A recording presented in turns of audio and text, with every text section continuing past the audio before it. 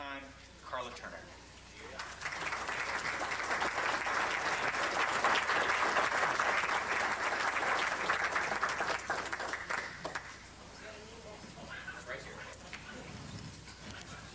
Let me get a drink just a second. I got a little bit moved by Debbie's story. I thought I would just come back up here and say what she said, okay? That's pretty much along the same lines as everybody's personal story tends to go when you've dealt with this over and over.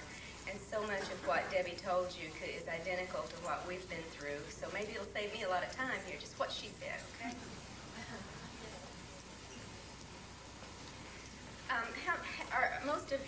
Are some of you familiar with the story that we told about our first year in the book, Into the Fringe? Well, we're very limited, as Bob said, on time. I could talk the rest of the evening and tell you what's in the book. I would recommend, if you are interested in the full account, and it covers over a year and a half of our first dealing with this. Of course, it had gone on since childhood, as we all discover when you get the trigger. It's time to remember, like they've told us. The memories do come back, and I've tried to fill in as much as I could in the book, Into the Fringe, about those first months of dealing with this. Bookstores carry it. It's a paperback published by Berkeley. It's $5. I said, my friends are poor, make it a cheap book. They did. If they don't have it in stock, they can order it for free. It's not a problem. And they've gone to a second printing, so it should be easily available. I didn't bring them to sell because normally when I come to a conference, I spend all of my time one-on-one with people who have stories I need to hear rather than selling something, so I apologize for not being more prepared. But I'm not going to go through everything. I'm just going to tell you we are so typical it hurts. We had UFO sightings. We've dealt with the gray things. I don't think they're aliens, but that's a personal opinion. I think they make those out of the fetal material they take from us. We've had the insectoids, both myself as a child and my son as a grown man. We've had the reptoids, and they leave their nasty little claw mark signatures, and besides dealing with them, if you've dealt with these beings, you've dealt with something pretty robust and pretty aggressive, and we have, unfortunately. We've had the voices that talk to us in the night and in the day.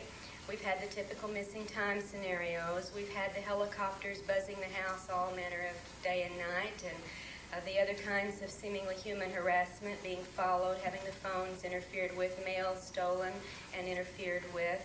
We've had the body marks of every sort, from the punctures, the bruises, the claw marks, the scratches, the slices, the cuts, the triangles. It's a very typical story, but the details in everyone's story, what is most typical is that there are always unique elements to it. It is not a pattern that everybody gets imprinted with just certain things, and if any researcher tells you that, they're not a person who's been through this. We've had, as Debbie was talking about, the lucid dreams or the virtual reality dreams day and night. These are contacts, in my estimation, both as one who's had them and as one who's researched them now for almost 6 years with other cases. Those are, to me, every bit as valid a contact as when they come physically and take you, because they are interfering and intruding into your reality and into your experiences through these things.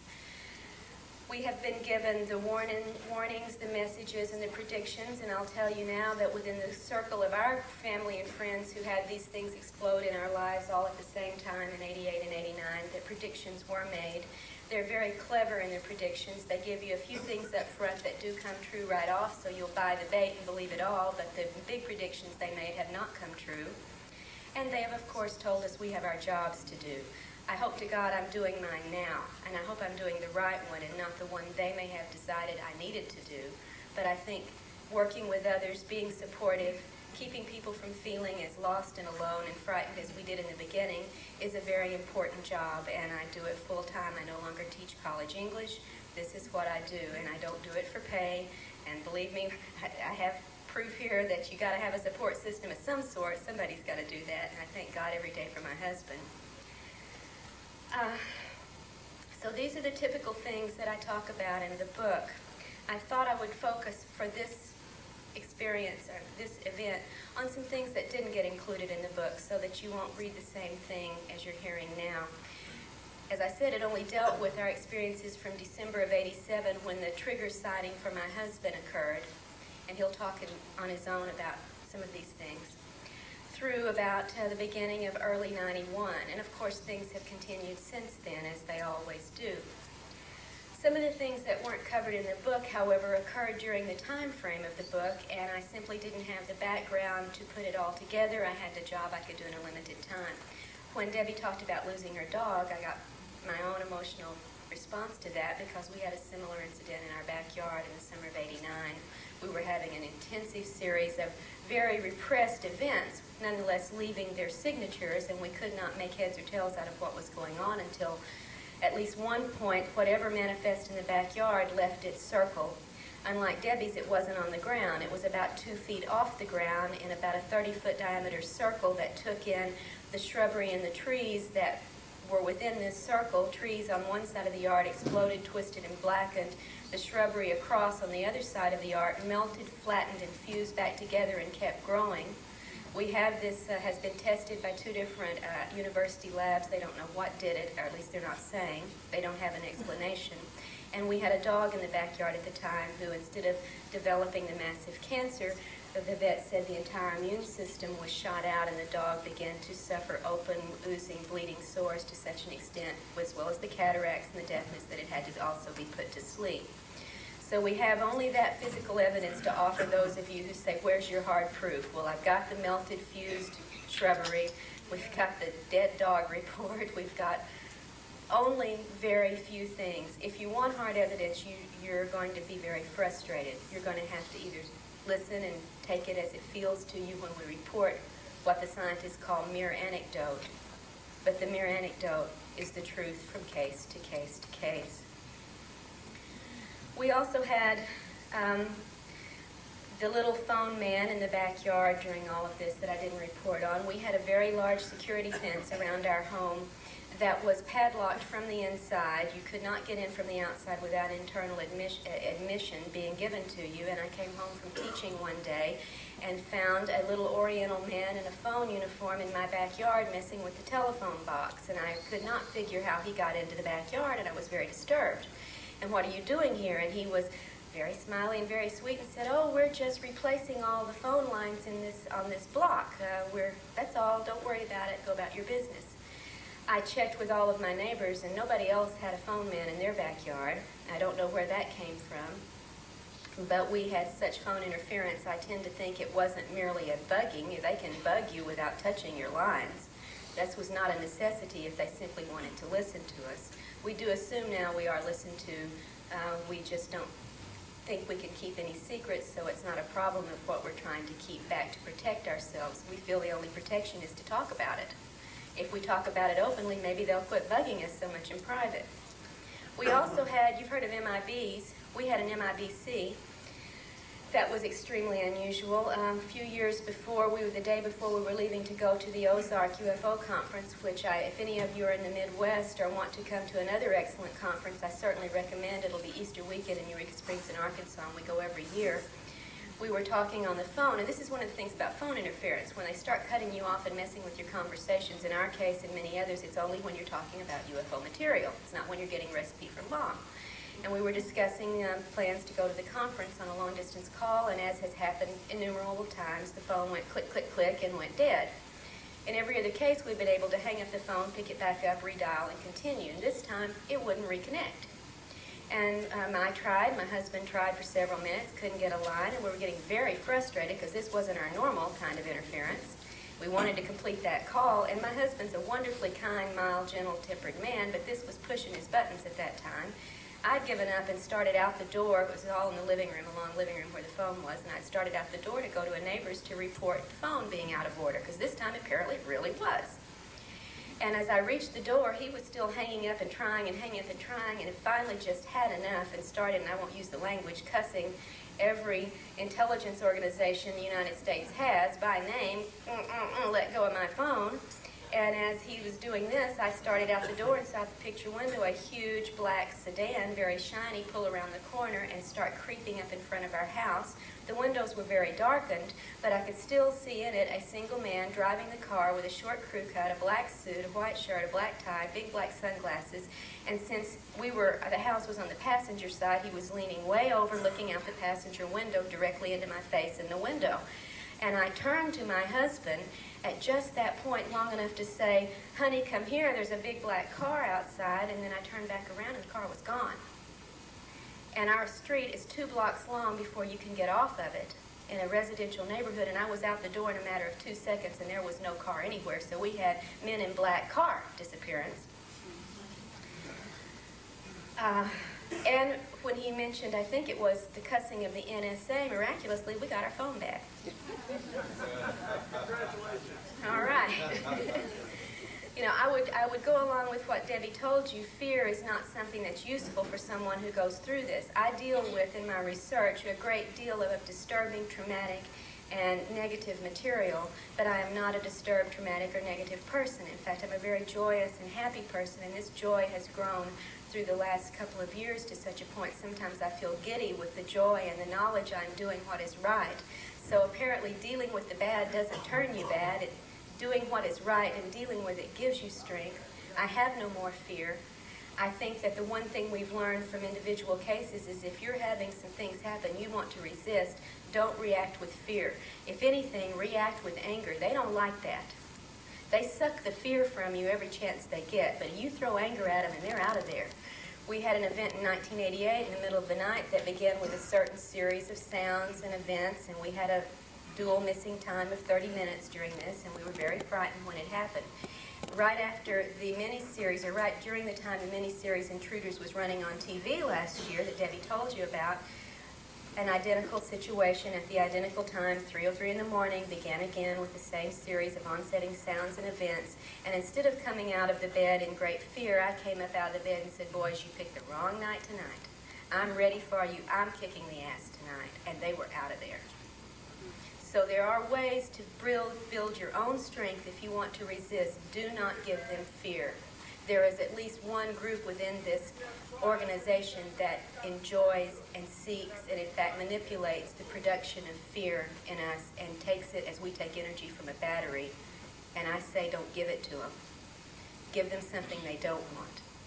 Give them resistance.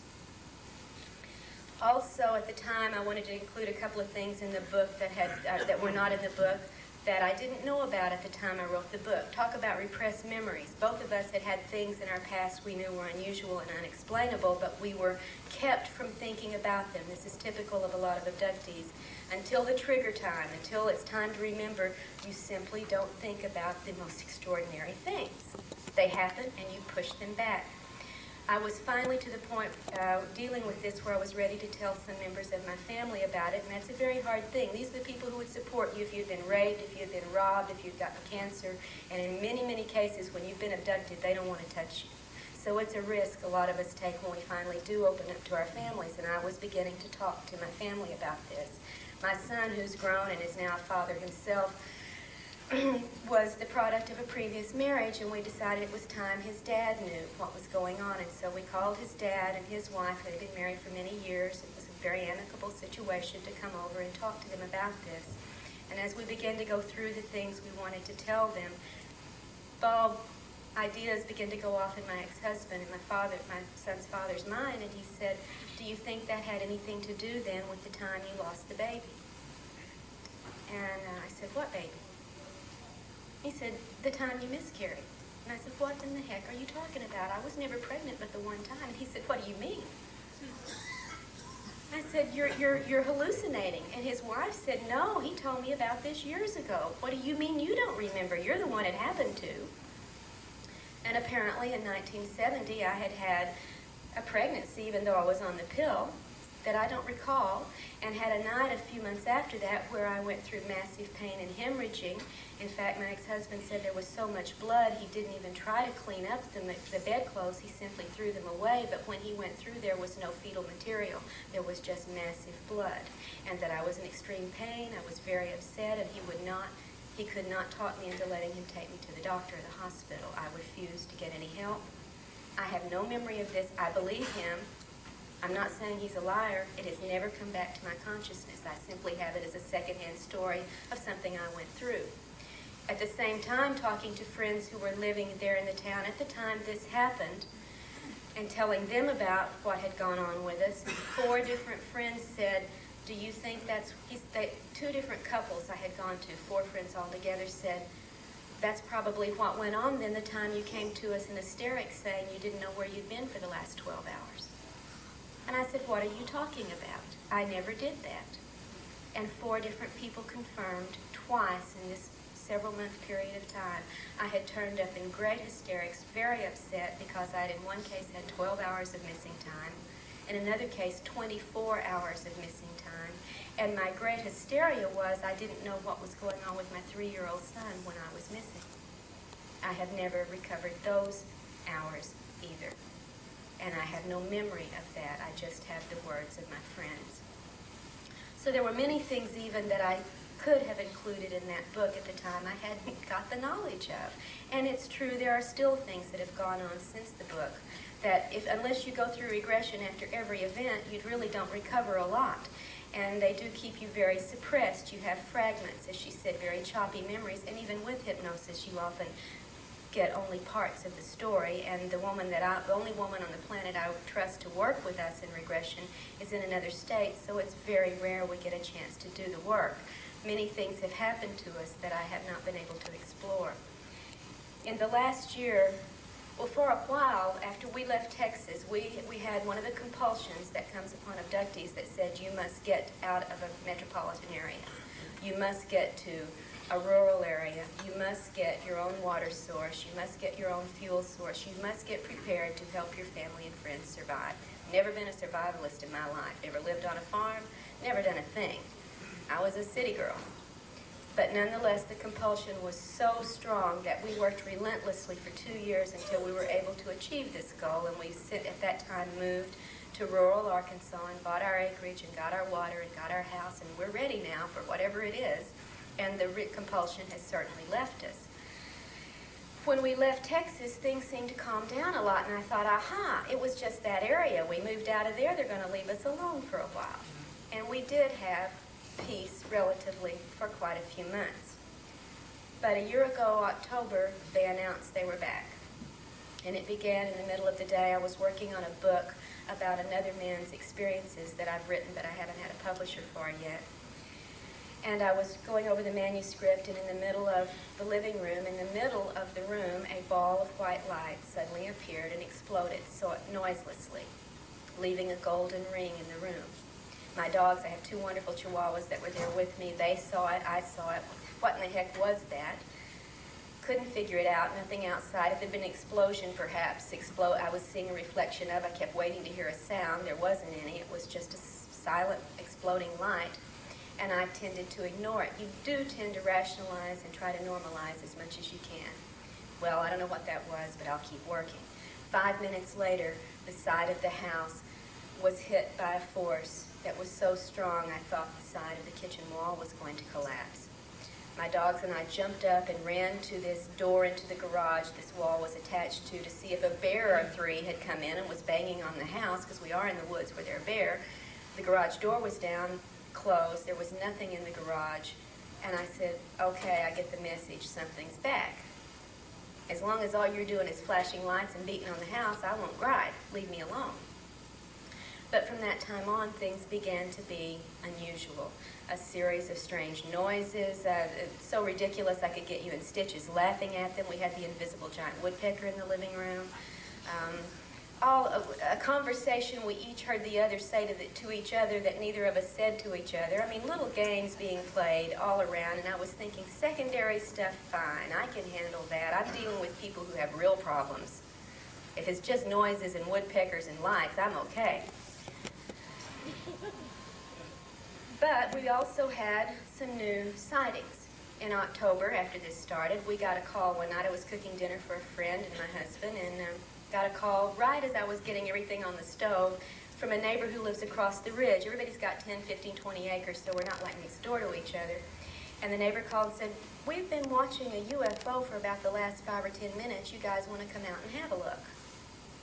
Well, I've got things frying and I can't go, but my husband and friends say, yeah, we'll be up there. And they run up the road, and they did have a sighting of the thing that our neighbors had been watching as it was leaving. When it began, it was about a quarter mile from the house, and I thought, darn, missed it, because I was cooking. Although in my heart of hearts, I'll tell you now, I think UFO sightings are at best a distraction to keep us from paying attention to what's going on the ground. So I'm not one who goes out to look for them. I find we have learned nothing in 50 years of every scientist in every group and everyone in the world measuring and recording and going over sightings. We haven't learned the first thing about what they are and where they come from, so I think it's a big waste of time. But it's nonetheless, you got one in the neighborhood, you probably look. The next month, however, as I was strolling up the driveway along an incline up to the road, my mother-in-law lives in a cottage next to us, not farther from here to the wall from our house, and I was walking up the driveway between us. And we have large, tall trees. When you have a thick forest, the trees get thin and tall, and these are pretty tall trees. And utterly silently came something that's the strangest thing I've ever seen. And I'd had 3 UFO sightings before. This was the strangest I'd ever had. It was about the length of a boxcar. It was rectangular like a boxcar. It was about as wide as a boxcar, but about half the height of one. It was brown metallic. It was coming directly above my mother-in-law's cottage over the tree line, right almost above me. I could see underneath it there was a bar dividing, or an indention dividing it in half, like a domino's divided in half. And at the corner of each of the corners of the boxcar, and at each corner of the dividing line, were large amber yellow lights. It was moving about this speed, totally silent, right above the trees, and just kept going. Now, if anybody's had a boxcar sighting, I'd love to compare notes. We had reports of a similar object in northern Arkansas, but I'm in central Arkansas and certainly didn't know one in our area who had seen anything like this. And your reactions, remember Debbie talking about her husband when he saw the light out in the yard, and what he'd do instead of getting up to explore it, he goes to bed? You are under control. Every time something happens, there is a control exerted, so you don't react as you normally would. Now, you'd think somebody who's a full-time researcher and an abductee having a sighting at treetop level over your house, you would run like heck to get it. You would go get your camera. You would go tell somebody. And, of course, my first few seconds were that response. And then immediately, as if somebody had dropped Valium into me, it was, oh, well, doesn't matter. I think I'll continue strolling. And when I eventually turned back and came into the house, I said, well, I could have come and got you. You might want to go have a look. It might still be there, but I don't think so, la-di-da. This is not me, and this is not how I would react. There was a control exerted. We had other incidents through this year that have shown the same kind of suppression of our natural response to things. Do you want to tell about the one you saw out the window, and I'll leave that to you? Okay. I had an incident. We are near a military base in the central Arkansas area that does training flights of C-130s. And we know very well what a C-130 looks like and what it sounds like because they come over the area quite a lot. At 1:05 in the morning, I was awakened by the sound of a C-130 that had just appeared to reach the edge of our house area. And my first thought waking up was, I'm calling that Air Force base in the morning, and they're not going to fly these things at 1 o'clock at night over my house anymore. That's too disturbing. Because I had let them know if it was too early or too late at night, don't do that. We got to sleep, you know. And 1:05 in the morning, really bad timing for this 130 to be right above the house that loud, and I kept waiting for it to go ahead and fly over, and it didn't. And it didn't. And it didn't. We had a C-130 sound hovering over the house for about 5 minutes. Did I get up out of bed and look? No. Did I wake my husband up? No. 5 minutes later, what do? Say, oh well, and go back to sleep. I have not had a chance with regression work to see what may have happened at the time. But again, this is not how one normally reacts. And then, as I talked about last night, I had the contact in May where I had the Jacob and Esau scenario played out. And I think most of you may have heard that if you were there last night. I hate to be repetitive. I was going to save it for tonight, but I was asked to talk about it then. This was the only time since 1980 that I've had a contact in which I was not, to my knowledge, abducted. I was given a message, a warning about the deception being used in the manipulation genetically of the race to change our species into something more useful for these beings' purposes than what we currently are. Apparently, whatever they did to us in the beginning to make us useful has petered out, and they need to do some more messing with us, and I was given a scenario based on a biblical story to warn me about the deceptions being used to do this, but I was not, as far as I can ascertain, abducted, nor was I physically touched, and for that I am profoundly grateful. It may have been then from the good side that sometimes does seem to give us some help and some information, which I had been praying for very deeply for about a year, and I appreciated having the difference. In my mind, I have used the rule of thumb till I know better. Good things don't abduct. We don't allow humans to abduct us. We call it a criminal offense because it is on every book, I think, of the laws in this country, a criminal offense to do so. And I don't think that anything has the right to break those moral laws against us. I wouldn't accept it from you, and I won't accept it from them, so I was very grateful to have an encounter from a force other than the abducting, poking, probing type that gave me information I had been asking for. I think we need to pay attention, but even with that, to be cautious, to be skeptical, and to take nothing at face value. The Bible tells us to test and try the spirits. It doesn't say believe every word they tell you. And I try to use that as my rule of thumb.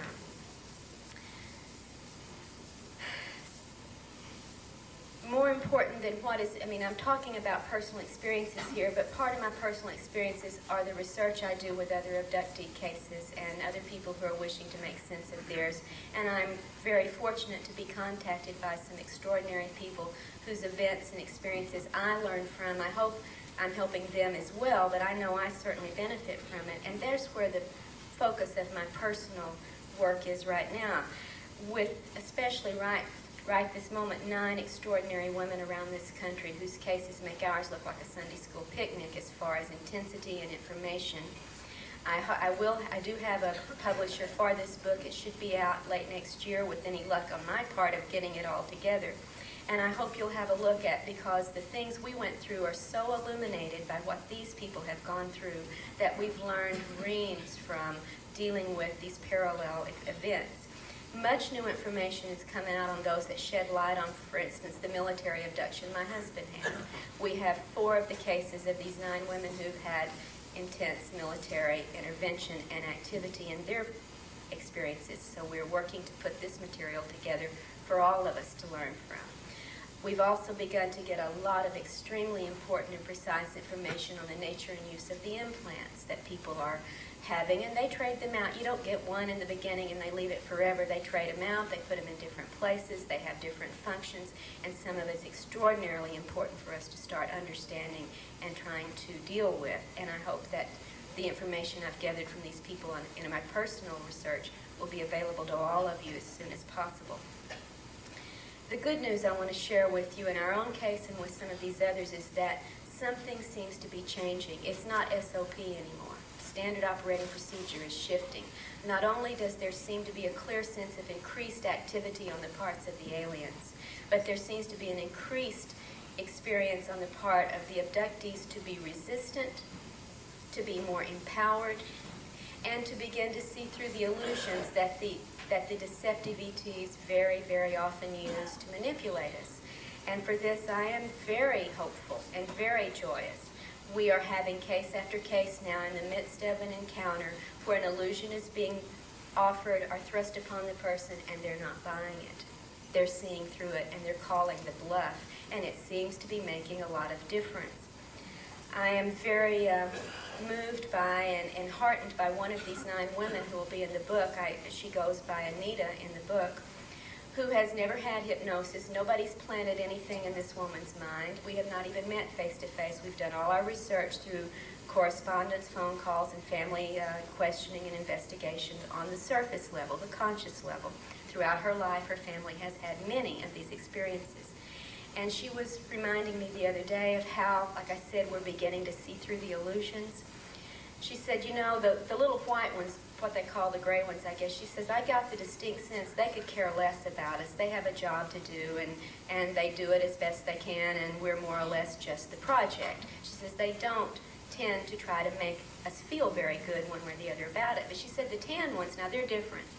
She says they really take a great deal of effort to try to convince us of how much they love us.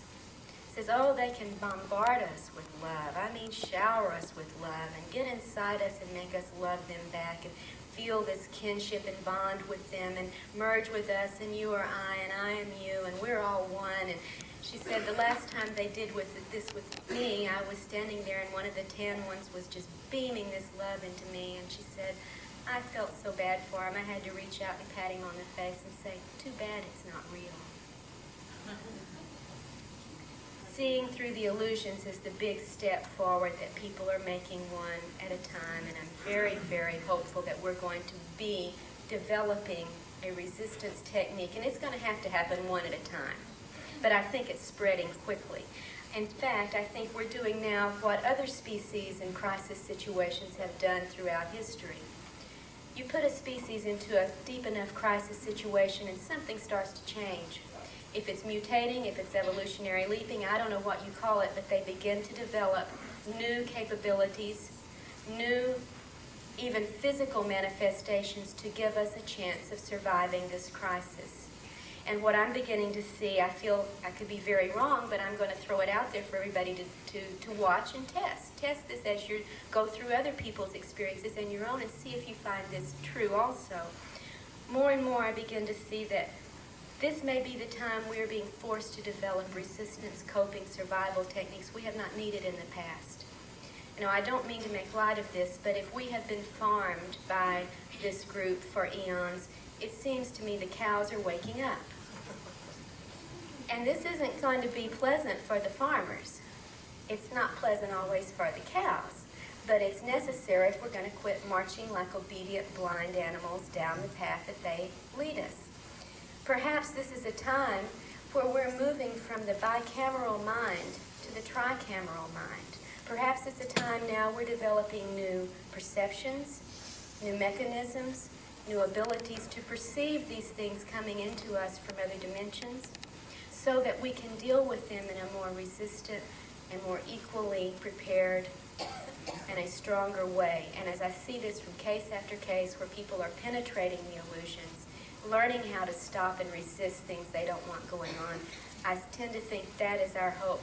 We're not a dead species. The game isn't over and we haven't lost. These beings go to so much trouble to make us think there's nothing we can do about it that I think they're lying. I think they're afraid we will find something we can do about it. And this is where the battle lines really lie at this point. At least it is my hope. Now, I've talked about just some of the details since the time of the material in the book. I hope that if you're interested, you'll be able to find it and catch up with us. It's an ongoing thing, and I will keep you informed along the way. But details are one thing. What really hits home is how it feels. And I have left that to the most eloquent member of my family, my husband, to talk to you from the inside, from the abductee point of view, and I hope you'll make Casey very welcome.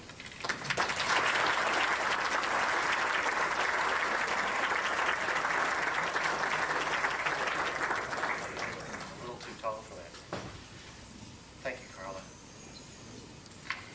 I don't know how eloquent I will be this evening. It's been a couple of years since I talked to anybody, but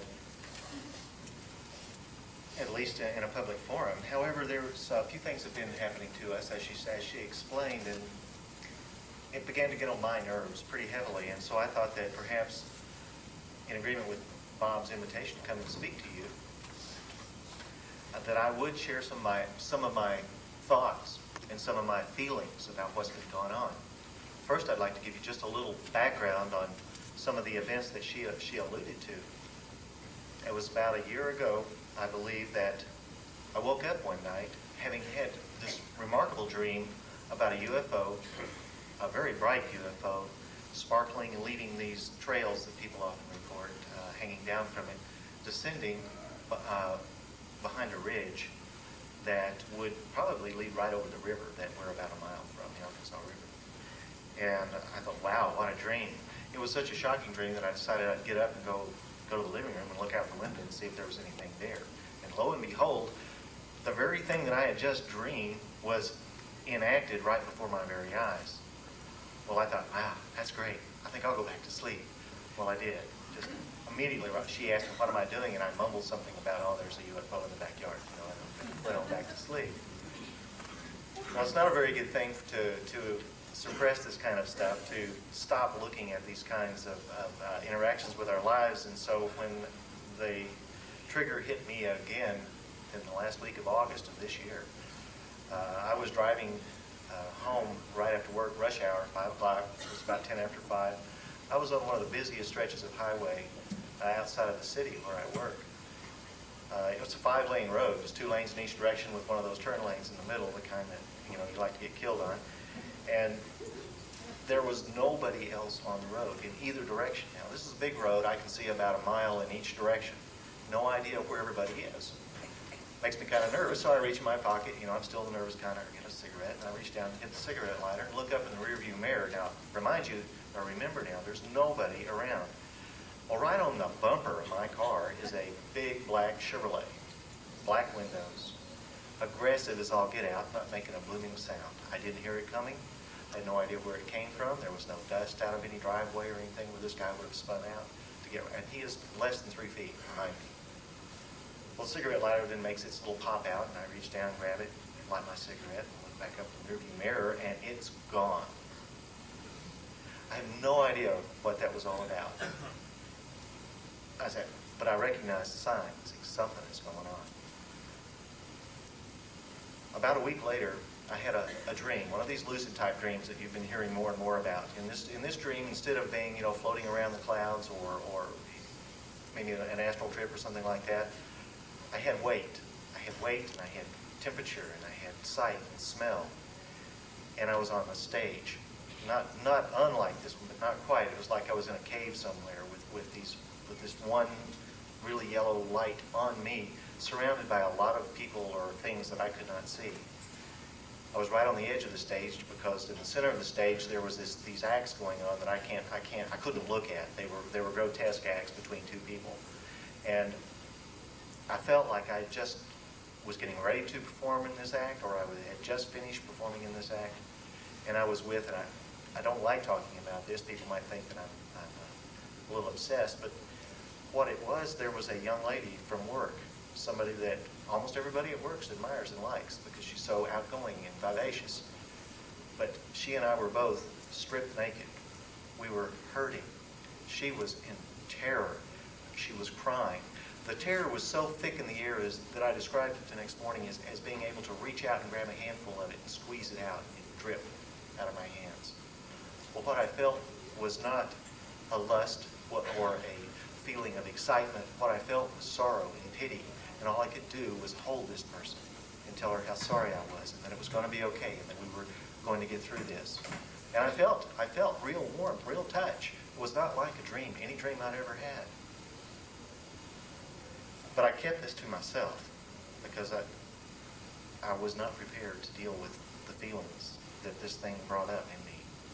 It was about 2 weeks later that I had another one of these kind of dreams, and only this time Karla was with me, and we were the good guys. We were out, we were investigating everything. We had decided we were going to become PIs, and we were hot on the case. We were going after the bad guys, and when I became aware and cognizant of the dream, we were right on their tails, and it was I think a brother and sister, or 2 cousins, or an aunt and uncle, or something like that. But these 2 were related somehow, because we found out that one of them was right out here in the neighborhood, and if we got out there and got this person, we'd catch the perpetrator of this terrible crime, like good and evil.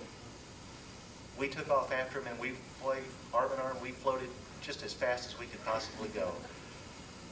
And this person was just right ahead of us, and I think we were all on feet, on foot. So that's why I think it was a dream, but it was an object lesson, because when I got right up to her, she turned around, and well, actually, just as we got up to her, I got this feeling that this one is the innocent one, the other one, the one that you did not chase, was the bad guy. This one is perfect. This one is sweet. This one is innocent. Alluring, yeah, but I mean, let's don't worry about that. This is something for you to follow, but that was not what was really going on. Perfect innocence. Again, I think Jeez, what a dream. I told him, this dream, you know, that we're the good guys, we're the PIs. We found out who the bad guys are and who the good guys are. Boy, does it feel good to know who they are. 2 days later, I'm walking down. Now, I never did see the face of this person, but I certainly knew what it felt like. 2 days later, I'm out at the mall in town, having just finished lunch with a friend of mine. We were walking back through the mall, going up to the parking deck. Around the corner comes this woman. It is the woman. I've never seen this person in the flesh in my entire life, but at the moment that our eyes met, you get those feelings of recognition from sometimes from people where, I know you, I've met you before, we are really good friends. For a split second, I couldn't even tell you if it was a minute, a full second or two, or just a half a second, there was a complete communication between the two of us. She opened her arms to say hi, her eyes got wide, I could see the smile, and she said hi. And I said hi right back. It was like, and then all of a sudden I felt myself seeing me through her, and I got the impression that she was seeing herself through me. I thought, wow, what a wonderful experience. But something wasn't going right, because that Friday night, Karla and I went out with some friends of ours, and when the evening was over, we had about an hour's drive back to our home in the forest, and I just had to tell her what was going on. I said, look, I had these experiences, I had these dreams, and this was perfect. You know, we know who the good guys are, we know who the bad guys are, we're hot on their trail. But I didn't feel right. But I thought that I had received the message that we're doing the right thing, that we will find who's good and who's bad.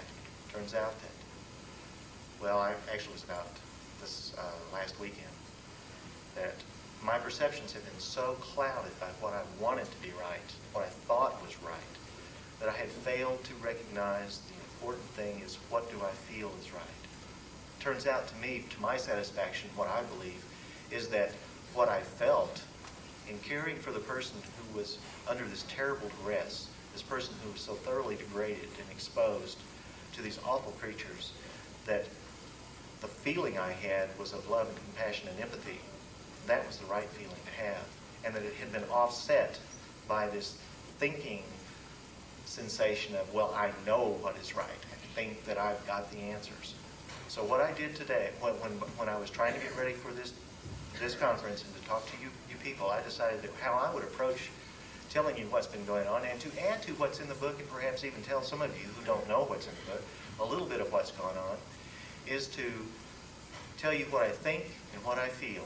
And I'm going to take you from A to Z, try to keep this a little bit short so that we can continue, if you want to know more, during the discussions. I felt that what I should do was when I got here, was to get a great big letter A and paste it on my forehead so that you'd all know that I was an abductee. I think about that a lot. I think about being abducted quite a bit. I think about the alienation. The things that have gone on to all of us who have been abducted and tried to talk to our friends. I still don't talk to the folks at work. I like my job. I want to keep it. And I don't think they're ready, even though a few individuals are. I don't think they're quite ready. So what that makes me feel, what the whole thing makes me feel now, on the opposite side of that thinking process, is that I do feel angry. I feel angry at the people who are abducting us. And not only that, but I feel angry at the denial that the so-called thinkers in our society have constantly heap on us. They deny that we see these things. They deny that they could possibly happen. Our religious leaders do not, they just do not want to recognize that we are more than what they say we are. And that does make me angry. Carl Sagan used to be my hero. I was a science nut when I was in high school. I loved everything the man had to say and believed in him. But he's really upset me here lately. People like that. I think about all the times that I've been beguiled. I think like that dream. That was a positive dream. Man, everything is wonderful. But inside, I feel terrible. That is not right. I was beguiled. I didn't get better. Pain got worse. So I feel betrayed. I feel betrayed by religion, by science, and by these deceptive spiritual forces, so-called spiritual forces. I think about what they do to control us. For example, before I got married the first time,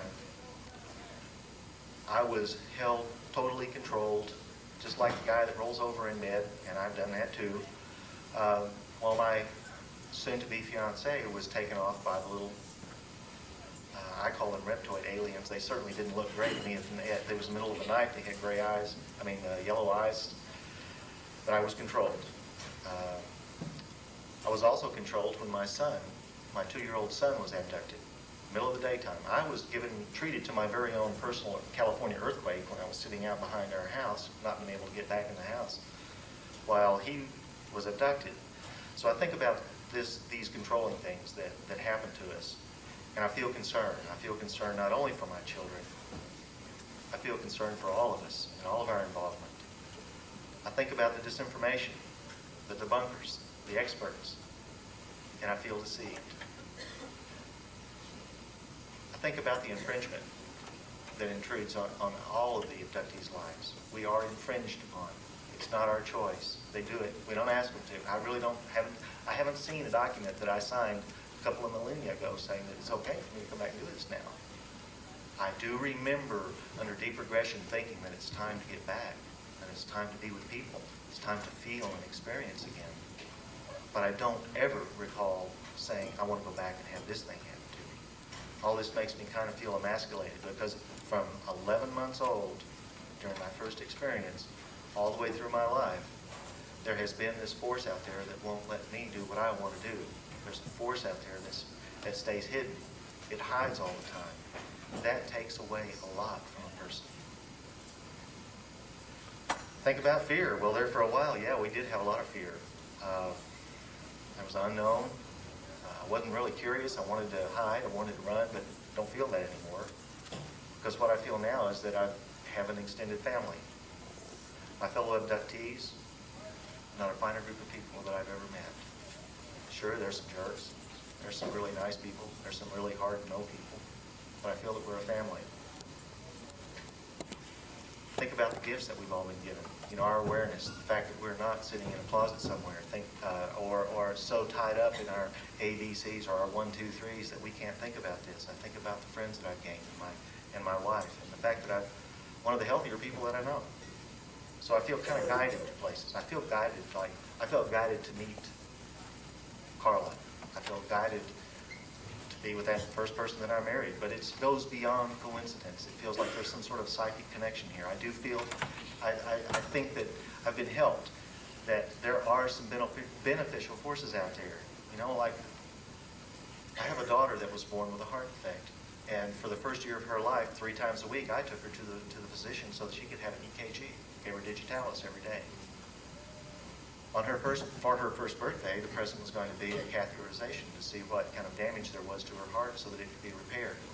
I was in the service at the time, and these people, they're not bad, believe me. They gave me a compassionate reassignment so that I could be near Walter Reed Army Hospital outside of Washington, D.C. My daughter was checked out by the head pediatric cardiologist at Walter Reed Hospital. She did indeed have a heart defect, and it was a major one, and he agreed with the medication that she was on and wondered why we hadn't had surgery done before. But then after having gone over the records that came with us, she was able to see that, yeah, they had done the right thing, and she really probably wasn't strong enough to handle a heart operation at that time. The night before her operation, a bunch of my friends and my family got together and we prayed for help. We asked for help for this young child, not for any of us, not to make us feel better, but so that she could have a good life and enjoy life. The next morning, after my daughter went through the catheterization, sitting out in the lobby, the doctor came out, face as white as his coat, said, "Sit down." Next thing out of his mouth was, "Do you believe in miracles?" Something happened to that young lady yesterday. Her EKG is perfect today. We don't know why. We could see where there was a hole in her heart the size of a nickel. Now, this is in a very tiny child. Huge hole in her heart. It's closed down to a tiny pinpoint, something that's a lot of us have. It's not going to give her any trouble. And she never has had another bit of trouble with her heart. So we do have some beneficial agents out there, something that does care about us, something that does help us. And I'm really thankful. But at the same time, I feel like, there's been an awful lot of harm that has happened too. Friends of mine have been killed. This is not the same spiritual force. I know that there's things that are out there that are harmful. I feel there are things out there that are harmful. I think about the invasion. You know, it's like, golly, here we are thinking that we're the only thing in the whole universe, and find out, no, we're not. We have been invaded, and I was implanted with something at the age of 12, and I was raped at the age of 13 by an alien, female-looking type creature. Yeah, I've been invaded, and that makes me feel indignant. You know, I get really upset about that. Goes kind of beyond anger. Hey, they don't have the right to do this.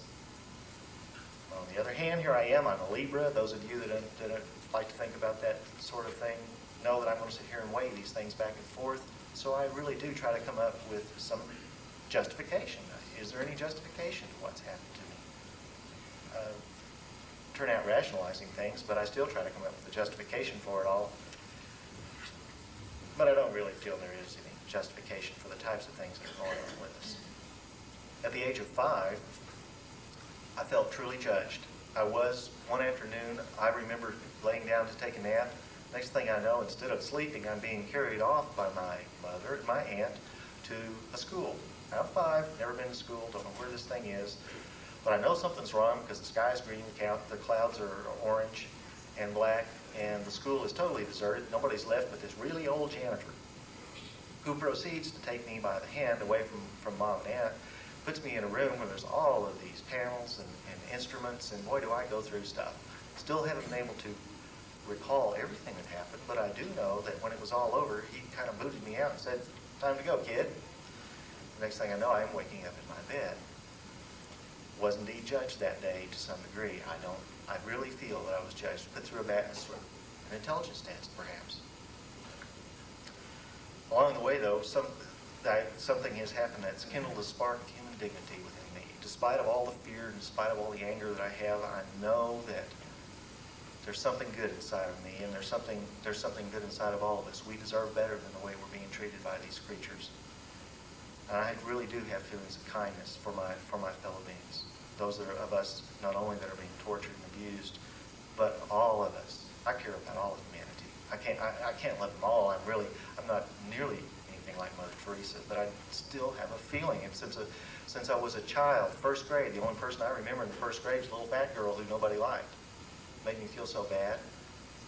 And found out she was a great person. We had a good time. We had a great time. She was a wonderful person, but she looked different than everybody else. I think about all of the lies that everybody's told us. They're everywhere. And I feel a loss of the innocence that's beyond the human cause. I don't think humans caused this feeling of loss inside of me. Think about all the manipulations. I didn't want to marry my first wife. I didn't like her very much. I couldn't stop it. I was manipulated to ask me. I never intended to ask this lady to marry me, and it just came out of my mouth. Never intended to marry her. I was at the altar. Never intended to stay married to her. 11 years later, I still am. It took me a while to get over that one. And I feel mutilated, you know? I mean, like, I feel that the implants I had up my nose, I think I was 12 years old, I had an implant up my nose, and I had my hand burned almost all the way through by some kind of device. Doctor couldn't tell. He had no clue as to why he could look down the middle inside of my hand. It wasn't a burn. It was just like a clean hole clean hole scooped into my hand. There was no trauma, none whatsoever. Something since then has apparently come out, because every once in a while little flakes of something come out the bottom of my palm. So I don't know what was put in my hand at that time, but I definitely know something was. And the very thing that triggered my whole memory and started the whole book and got Karla and I into this was in 1987, when I was abducted, taken aboard something, and put into a really smelly, stinky place by these really crude, awful creatures.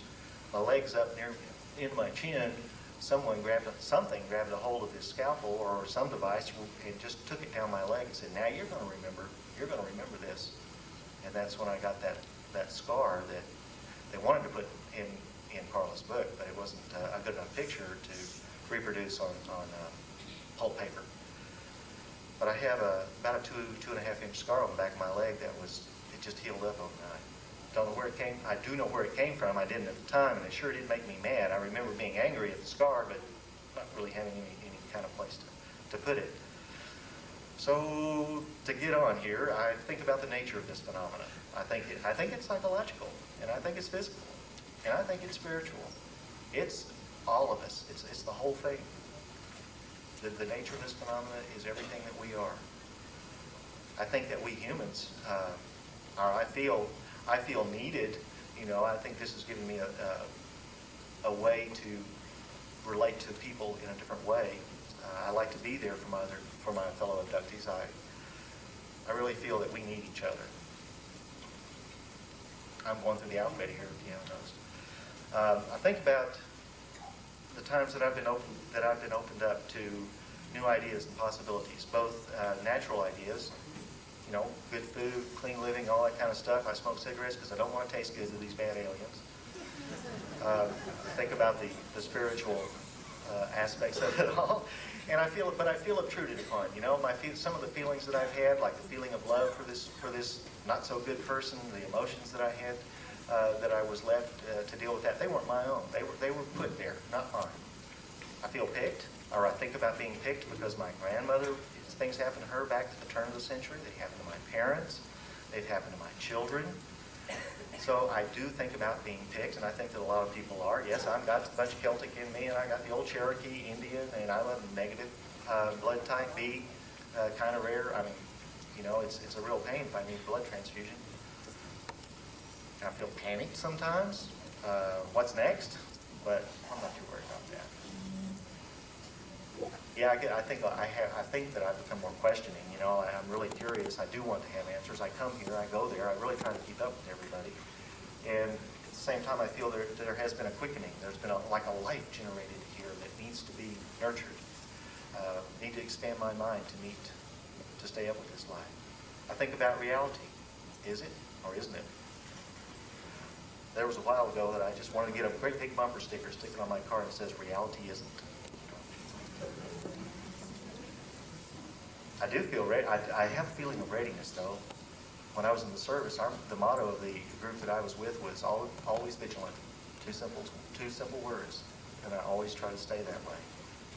I think about the symbology of the whole thing, you know, like the UFO and the triangle cuts and the marks that we see on each other.